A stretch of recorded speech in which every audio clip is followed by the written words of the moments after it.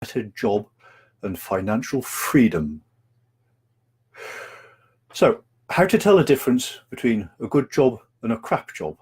And I mean that without having spent 10 years doing it, already moved house and chased it and done all the rest of it. How do you tell beforehand? How do you know where to go to find one and such like?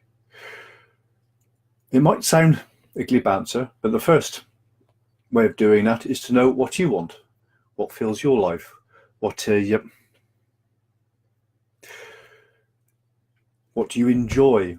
If you could wave a magic wand, what job would you like? What about it would you like? It's because there are so many jobs and so many opportunities out there, and they're only getting more and more of them. Some of them are dead ends, some of them will carry on for a long time. You need a way of filtering all of the opportunities and jobs and possibilities that are around you. If you actually look, you'll see and find there. Are they a good fit for you? So what is the outcome that you want?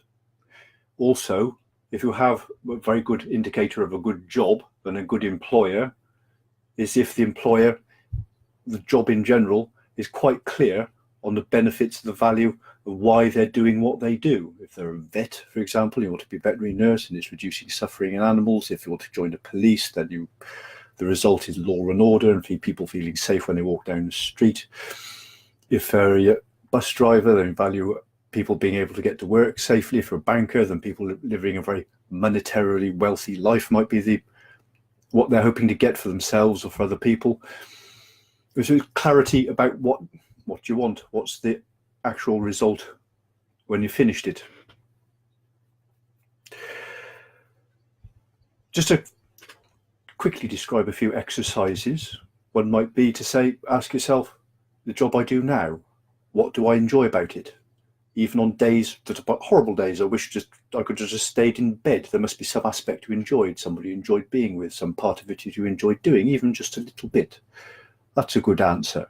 What do people ask you to do? What do they come to you for? If you're completely lost, there are a couple of exercises that are actually very simple, but actually quite powerful. One is called clarity through contrast, which you basically just get a piece of paper, fold it in half, write at the top what I hate, and then keep writing. Don't let your pen stop. Don't think about it. Don't analyze it. Don't do anything like that. Just get your pen and just keep going until 5-10 minutes until you've run out of things you hate. Then on the other side, put down the exact opposite. So if you say, I hate getting up in the morning, I suppose you might have to ask yourself, why? Is it because you're tired? Then you don't feel ready? Or do you resent what you're going to get up to do? Could be that sort of thing. But the value on the other side of it is I love feeling well rested. I love going to work for people who I like or feel part of or approve of whatever the actual outcome of the job is. It's a bit like if you say, I hate cold chips, then we're working on the assumption then you must like hot chips, or you wouldn't care if they were cold or not. If you didn't like any chips, you wouldn't care if they were cold. But if you hate cold chips, then you must like hot chips. That's the sort of logic behind that. What you don't like must be offending you in some way. So if it's taking up so much of my time, then what you be liking is free time. You value free time. Is there a job out there which can give you free time? If you don't work less, but at least gives you control of when you do or don't work. Is that the sort of area, just for example, what you might be looking for? Also got to say, give yourself full permission to find most examples of jobs bad.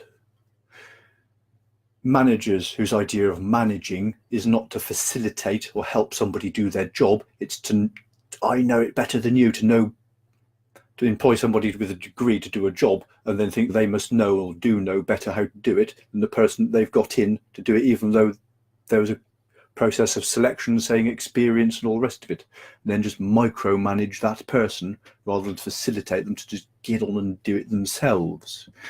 Another one that comes up is all the time is people with jobs where they have expectations, where the employer basically wants something for nothing, where they have instant gratification. I want it now.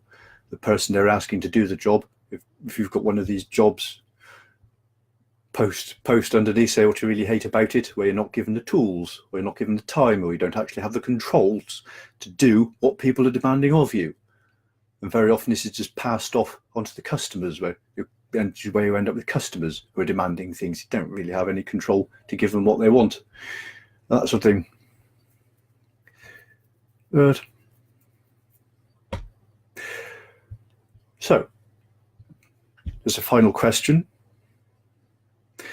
If you had a realistic magic wand, what would you do for a living? Where would you work? How would you work? Who would you be working with?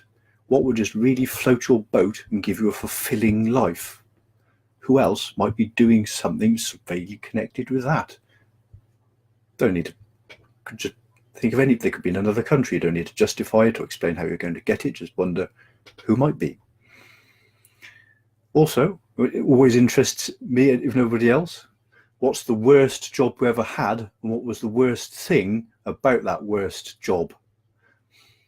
Anything immediately comes to mind, feel free to stick it in the comments underneath, and we'll read and sympathise.